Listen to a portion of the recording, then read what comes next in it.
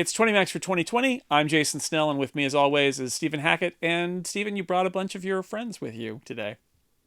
I did. This is really 5 picks in one because you have a bunch of colors to choose from. Sure, it's the iBook, original iBook, the one that wasn't shaped like a laptop, but shaped like a something else, a flower, a toilet seat, a saddle, a purse. I don't know. It's different. Has a handle though, so you can take it with you. My mom had an iBook. She had a blue iBook, and she carried it around by that handle. It was great.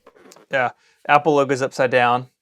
Apple logo being upside down, they didn't fix that to the titanium PowerBook. But yeah, Sign of the times. Yep. sign of the time. So yeah, this is the iBook G3, kind of known as the clamshell because of that design. And I wasn't quite using the Mac when these came out. I sort of came to the Mac in like 2000, 2001. So these were still around in schools, but the idea was an iMac to go. That's how Apple pitched it. And obviously they used a lot of the sort of the same styling cues with the color and the nice little touches. But this was really designed for students and home users. One reason it looks like this is all of this is rubber. So it's like rubber injected molding. The hard drive in here is like the hardest repair to do in the world because it's in the center of the machine. It's like surrounded by these like rubber pieces. So it had a little bit of vibration cancellation. It had the handle. It's a weird computer, and the iBook didn't look like this for much of its life, but these clamshells, it's a portable iMac. What more do you want, Jason? Yeah, it's the portable version of the iMac. Steve Jobs in this era famously had the 4-product quadrant where it was sort of pro laptop, pro desktop, consumer laptop, consumer desktop. And consumer laptop was not a product that Apple had. And so there was this question of like, oh, Apple, what is going to go in that slot? And the answer was this iBook.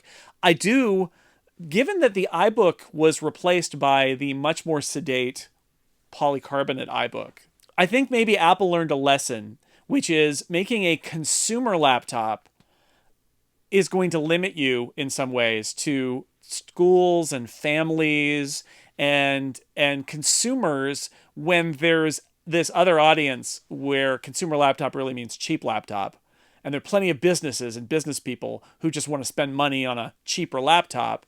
And if you walked in with the like Tangerine or whatever into a business meeting somewhere, people would be like, or lime, sure, whatever. People would be like, yeah, key lime. What the heck is that, right? And I think that as much as I think these are fun and cool, I kind of understand why Apple ended up going with basically boring from this point out. Yeah. I mean, even the graphite one. Yes, that's the serious one. Which was a later model. Yeah, serious. This is the business one. All business. Yeah, under the weird design, though, there's a lot of interesting stuff happening here. The iBook G3 was the first Mac to ship with optional airport wireless networking. And in the demo, I think he's using a Tangerine, actually. Jobs is like browsing the internet, and then he walks away. There's CNN, you can see. And maybe I'll go to Disney here. I can come on over here. Let me show them show these guys how it works. And people realize, like, oh my gosh, there's no wires. Are you getting it yet? Phil Schiller jumps off a thing. Hey guys. There he is. So tell us what here. I've got the iBook. It's got the accelerometer attached to it, and this couldn't be a better place to prove it's really wireless. I am up here. Well, that's great. So what are you going to do for us, Phil? I don't know, I thought maybe I'd just throw it off the side and try to get some acceleration going. Well, that could be good, but I think it's something a little more drama to it. I think you should jump. I'm sorry, I don't think the mics are working. You said what? I think you should jump.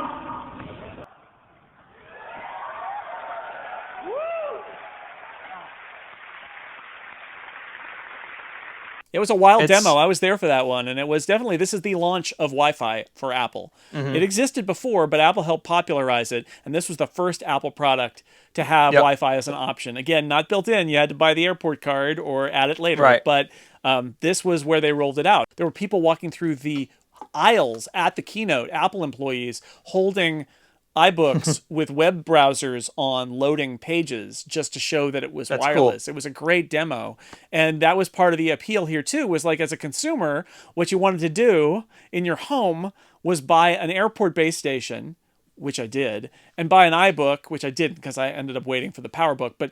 And then you suddenly had wireless internet, and then you weren't using cables to connect to the internet anymore. It was really a big deal. Like, it's normal now, but this was the computer that did it. And installing the airport card is really easy. You saw me flip the keyboard open; Yeah. it just goes right in. Slides right in. It's basically a PC card kind of thing. Yes. So you just slide it right Yeah. in, and it attaches, and then you have wireless. The other thing that these iBooks brought with it, I don't know if this one has it on the side or not, was FireWire. So remember, that came to the iMac kind of midway through its life, and Apple was on the iMovie train. Everyone was going to make home videos. And that came to the iBook. The original one didn't have FireWire, but this one, these later ones did. And I don't know how many people edited video out in the world on iBooks, but I promise you a bunch of kids in schools did. These For sure. sold to schools. They even have this feature, it's kind of hard to see on camera, but there's two little openings here above the battery where these could be charged in a cart. So they slide in the cart and clip in and charge without having wires go everywhere. And again, it's rugged and basically kid-proof unless they spill water on it. So, there's a lot of interesting ideas here. People look at this and they may make fun of the design, and to a degree they're right. It's definitely weird.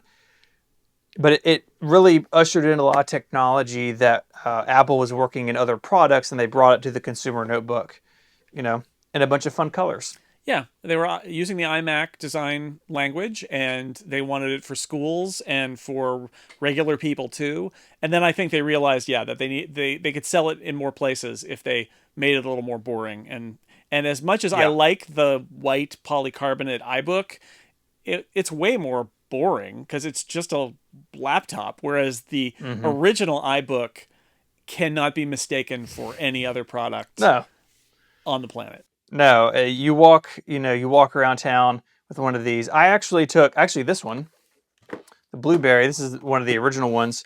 I took this to Genius training with me when I was a Mac Genius 100 years ago, and the notebook I had something was wrong with it. So I took this to Genius training, and I got a lot of high fives and cool looks, strolling around Cupertino with one of these things. It's good. My mom had that one too. That's the one that she had. It's great. It's a classic. Awesome.